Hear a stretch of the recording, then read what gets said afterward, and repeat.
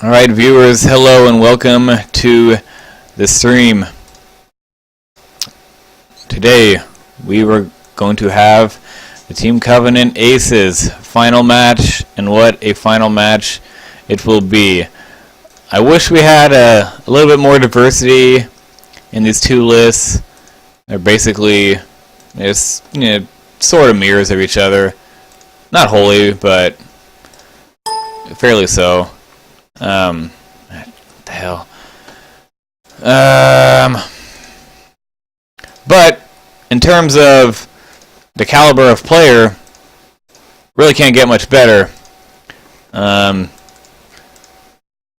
talked about this at the end of my last stream, but really, basically, the second and third best players in the world, as far as I'm concerned. You look at the track record of the two. Tex, Dallas Parker, won Team Covenant Open, pretty much the biggest Wave 5 tournament there ever was. It's over 120 initial entrants, beat everyone. He won a store championship or two down in his home area in Cali. And the 2013 world champion runner-up to Paul Heaver. And then Morgan Reid, the Australian national champ. He likewise won a big Wave 5 tournament in Australia. I think they call it like the Australian Day Out or something like that. I see his stars. Okay. And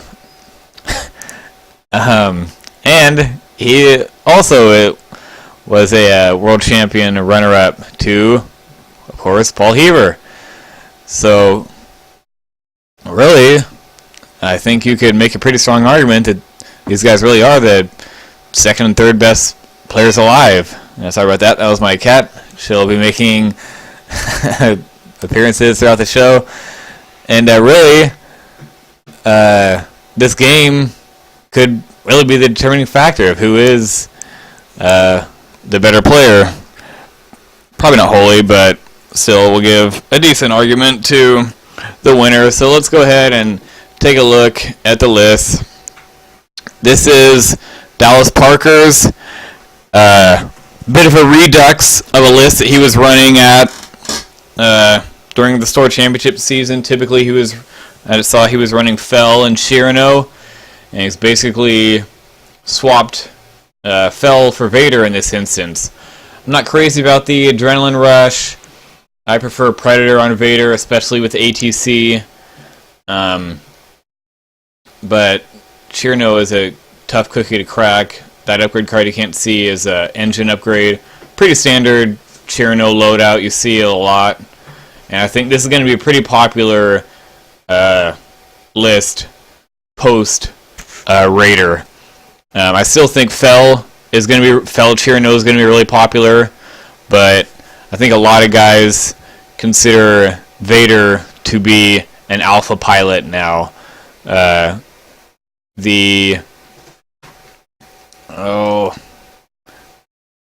never remember what the hell they're called. Nova Squadron.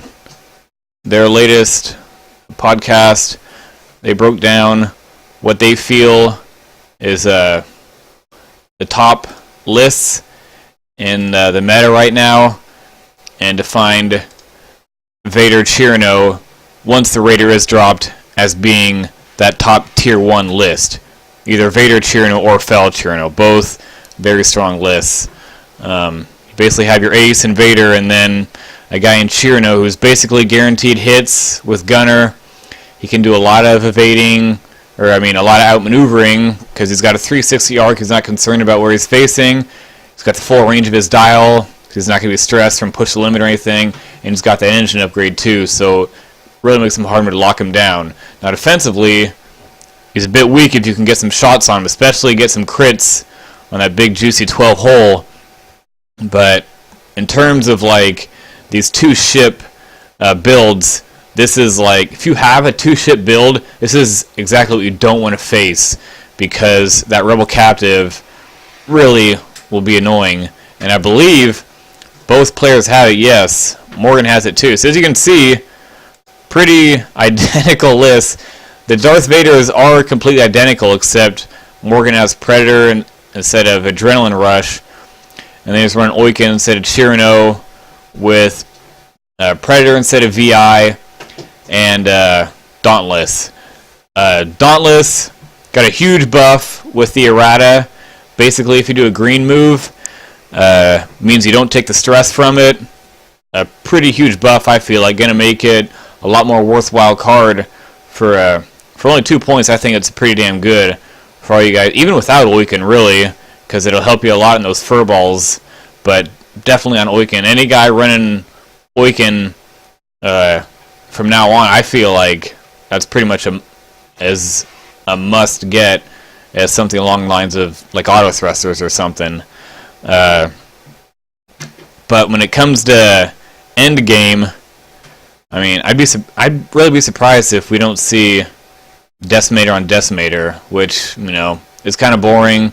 That's why I was saying I was hoping for a bit of a different matchup. But all you guys out there thinking about a regional list, this should give you an idea of what 2 of the best players alive feel like is a pretty strong one. And I know Vader might not be available, but I feel like Fell is pretty comparable. Whisper, we've definitely seen a lot of drawback in the number of players playing that. But if you feel like you're a strong Phantom pilot, then I still think it's pretty good. But I think most guys would agree.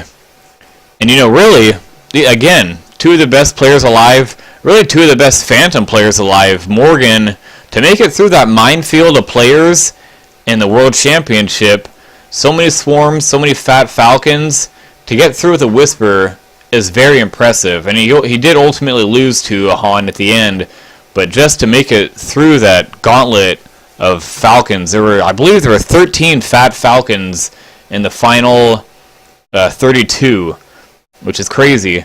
So to make it through with a Whisper, and so many lists are just built around defeating you. Just an absolute incredible feat. Star Slinger.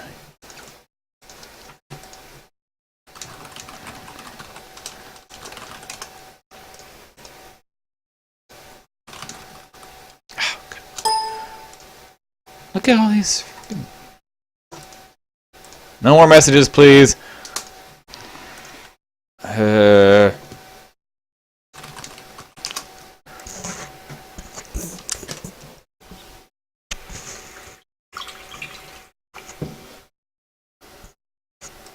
Alright, so I'm going to invite my boy Tyler, Star Slinger, for those of you who know him on Vassal.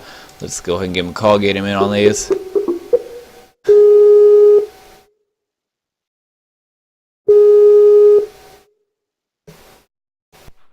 Hey, what's going on, man? Hey, what's up, Tyler? I finally gave up waiting on my game. It's like I saw everyone jump on, and I was like, that is enough. Do you have Lyle's info? I'm about to add him in my contact list, and then I'll get him in here. Okay, cool.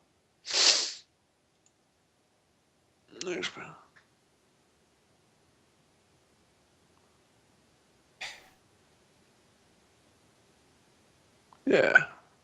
All right.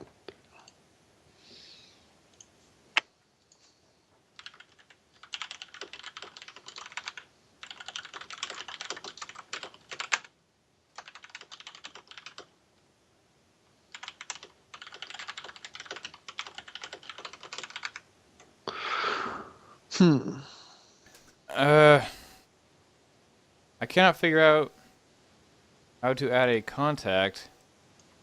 Nothing's popping up when I say Here, search add people. Skype directory.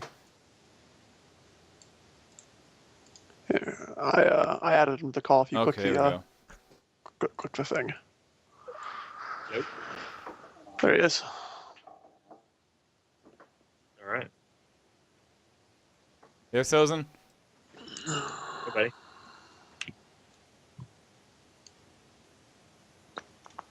All right. All right. I think we're good to go. We are good to go. So, I just did a bit of monologue broke down the lists and the accomplishments of these two esteemed players, so you guys can chime in with any of your pregame thoughts before we get started. Did you have like 2 hours to go over all the crap they won? Well, let's see. Most notably, Morgan, Aussie national champ, 2014 world runner-up.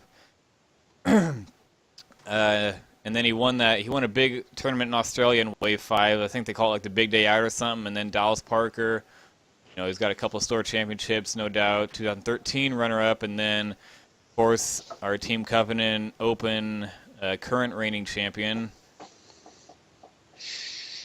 I'm so mad about that. I apparently just missed the week that people were posting about the sign up for that. Oh, So yeah. I've just been busy, and yeah, and I just logged into Team Covenant one day and I was like, oh hey, I wonder. Oh hey, they're gonna do an open again, and apparently it's like entrance is closed. Here are the matches. Yeah, well, I think it sounds like Theorist is gonna get the Galactic Cup running once it's over. So Yeah.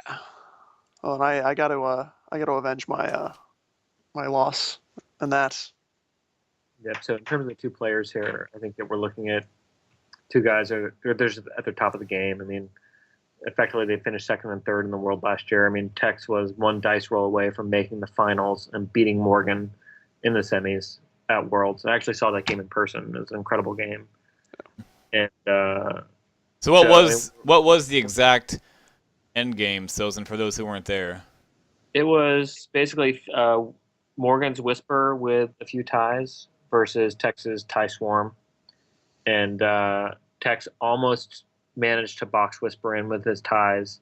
Couldn't quite do it. Whisper got out, and then she just went on a kill spree, as she does against TIE fighters. And Tex nearly survived it. It was an amazing bit of flying. Like Whisper was just on a tear. She was out in the open, and there's some amazing moves by Tex, but he ended up losing by a single TIE fighter in the end. It was very close. And I also say that I went and I was in Sydney about a month and a half ago. And so Morgan met me at his local game store, and we played a game of X-Wing. And then afterwards we went out for a beer and had an excellent time. He's a really cool dude and had fun in Sydney. So those are my stories. I'm sure you got better beer than we gave Morgan when he was here at Worlds. In terms of matchup here, I'm going to go with VT95 Invader. I think it's going to win.